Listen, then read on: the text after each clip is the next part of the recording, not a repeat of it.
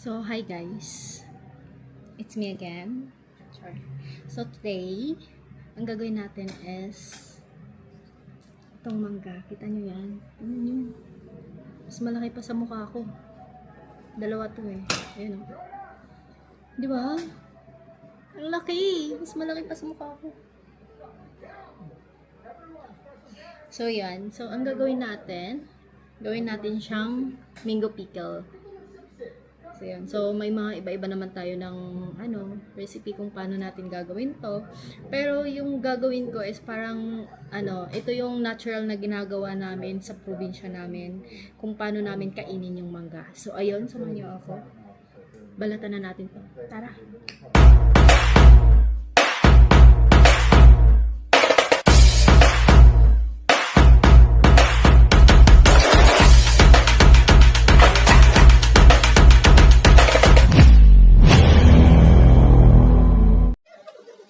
So, ayan mga B, pinas forward ko na yung pagbabalat niyan kasi sobrang haba din yan. Inabot ako ng 5 minutes niyan. So, ayan, binalatan ko na yung mangga. Sobrang bigat niyan. Ngawit niya yung kamay ko, kakabalat niyan. Kahit saglit lang yung pagbalat ko. So, ayan, binalatan ko lang. Tapos, ganyan lang.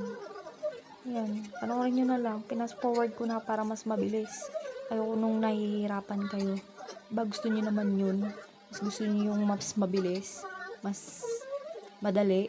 Kasi ayaw yung naboboring kayo. So, ayan na. Minadali ko na. Puro kayo madali eh. So, ayan na. Tapos, hiniwa ko na din yan. So, ito na yung paghihiwa natin mga B. So, diba? Ayun nga, diba? Minadali na natin yung pagbabalat. Itong paghiwa ko, mahaba-haba to. Ha? Kaya, kunting pasensya na lang, no? Babaan nyo yung pasensya nyo, hindi yung minamadali nyo lahat ng mga bagay. So, ayan. Binalatan ko lang. Niwa ko na. Ginanyan ko na paghiwa. Kasi, tulad ko, ayaw ko rin mahirapan. Kasi lalo akong nahirapan dyan.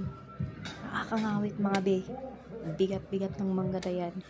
Tapos, ang liit ng buto niya. So, ayan. Iniwa ko ng ganyan. Para mas mabilis kainin. Kasi ayaw natin ng maninipis, diba? Kasi pag manipis, di mo ramdam yung mangga. Natatakam tuloy ako ngayon habang nagpo-voice over dito. Ay. So, ayun na nga. Para sa inyo, guys. Yan. Para sa inyo. Nag-video ako para sa inyo. So, ang tawag sa kanila ng mangga na yan is Indonesian mango. Yun yung tawag dito sa kung saan ako nakatira. So, binili ko na kasi masyado akong curious sa sa itsura. Kasi yung itsura niya, parang tawag sa amin sa probinsya is kinabayo na mangga kasi pahaba. Tapos sabi naman ng iba, Carabao mango. Di ba yung Carabao is maasim? Itong mangga na to, hindi maasim mga be. Hindi siya maasim. So yun lang. Panoorin niya, fast forward na natin.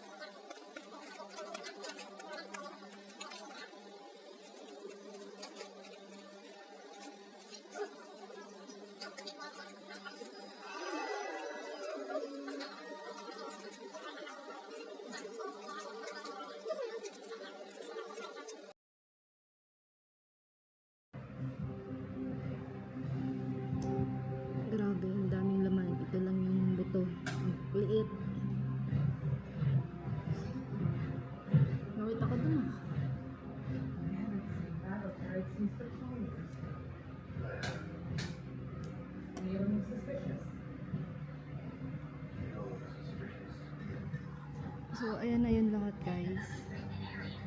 Yung isang piraso lang, puno na tong isang, ano ko, ang dami. Ang dami natin gagawin. So, yan.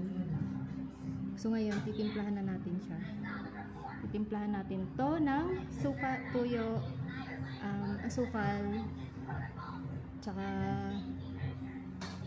sili. So, yun.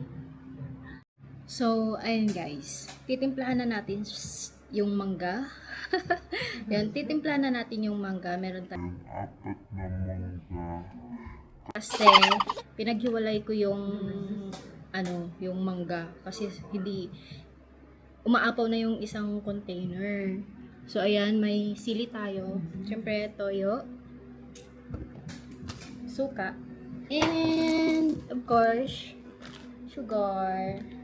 So, yan lang yung ingredients natin. So, tara, tapusin na natin to. Ako'y natatakam.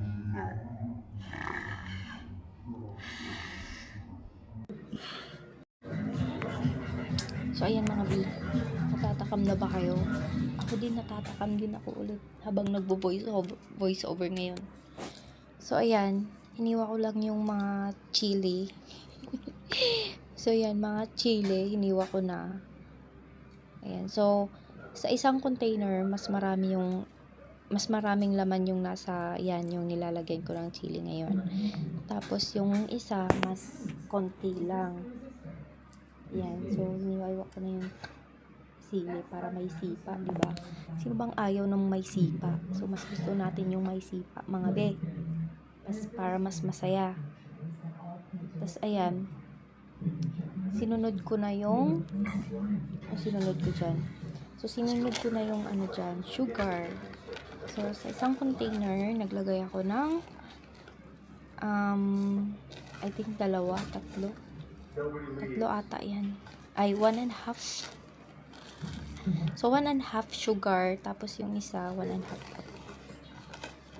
Then, so, yeah, 1.5 sugar also. Para, yung saktuhan lang tayo, mga be. Tansya lang. Kapit lang tayo sa, sana tama lang to. So, yan. Toyo. So, yan. Nilagyan ko yan ng, yun, sumobra. So, mga 3.5 yan. Yan. 4 pala. 4.5. So, yung isa, 3 lang. Yan. So, toyo. Kasi, gusto ng mga lalaki yan. Babaeng may mga toyo. Diba? Gusto nyo yan. Yan. So, toyo. Para mas masaya ang buhay natin. Dapat, may isa, may toyo. Ayan, sinunod ko na rin yung suka. Kasing amoy ng kilikili nyo. So, yun. Suka para, diba, naglalaban yung asim ng mangga tapos asim ng suka. I-try nyo yung maasim na mangga tapos yung suka. Diba, parang maglalaban yung asim nila. Pero, mas mangingibabaw pa rin yung suka. So, dyan, para mas mabawasan yung asim ng mangga. And then, kaso yung mangga na yan, hindi maasim mga be. As in, hindi siya maasim. Pero, masarap naman. Worth it naman yung sarap niya. Yun. So, yan. Hinalo-halo. Mekos-mekos ng person. Yan. So, ganyan lang mga be. I-try nyo din sa mga bahay nyo. Kasi, ang sarap niya. Kung yung ganyang timpla. Kung sa inyo, para sa inyo, parang, ba't ganun? Ba't ganyan yung timpla nila? Parang hindi siya bagay sa mangga. Pero i-try nyo lang mga be. Tignan ko lang kung hindi kayo pagpapawisan dyan habang kinakain nyo yung mangga. Panigurado pagpapawisan yung mga ilong nyo, mga kasingit-singitan nyo habang kinakain nyo yan. Lalo na kung may sili. Lalo na yung sili. Yes, lalo na pag sili. May sili. I mean. Baka gusto nyo pang higupin yung sabaw niyan. Ay nako. So yun lang.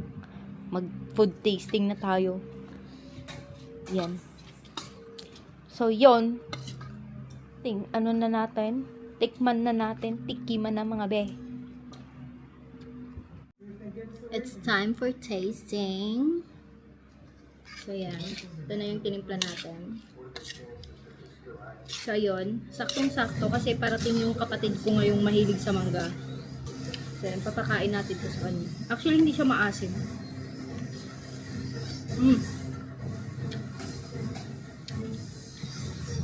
Sarap.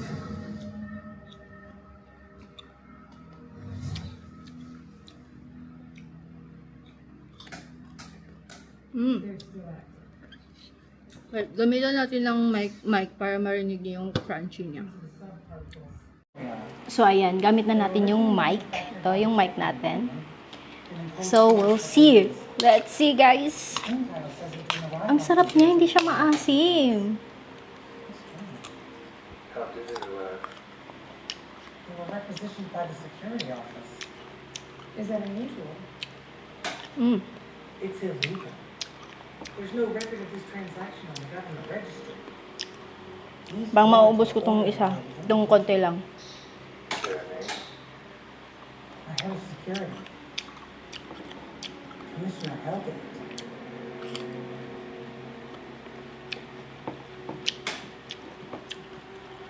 Ang harap.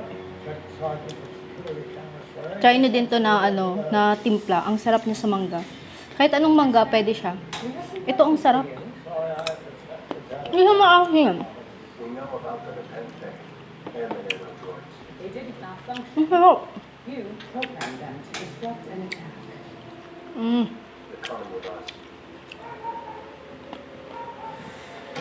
May pang side dish na tayo.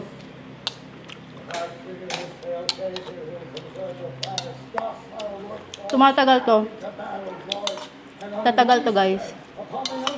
Pero andun pa rin yung crunchiness niya pag ganitong timpla. So, yun. So, try nyo din. Sarap. Ang sarap.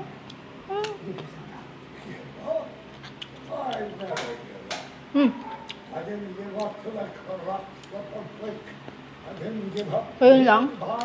Lalo na ngayon. Panahon ng mangga. So, try nyo din, guys. Ang sarap nyo. So, yun lang. Bye. Thank you for watching. Don't forget to subscribe. Yun lang. Don't forget to subscribe, like, and share. And, of course, turn on your notification for more videos and more updates from my vlogs. Bye. See you again. Mwah. Okay, let me get that moving.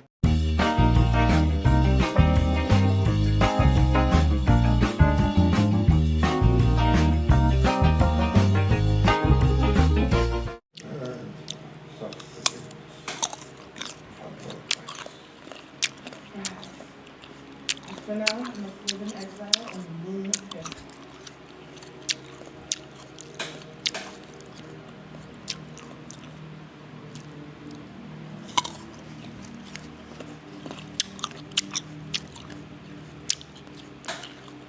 That's it. Make Dr. Town please, and enjoy us from Florida. I grant you audience without the funds of my loyal practice.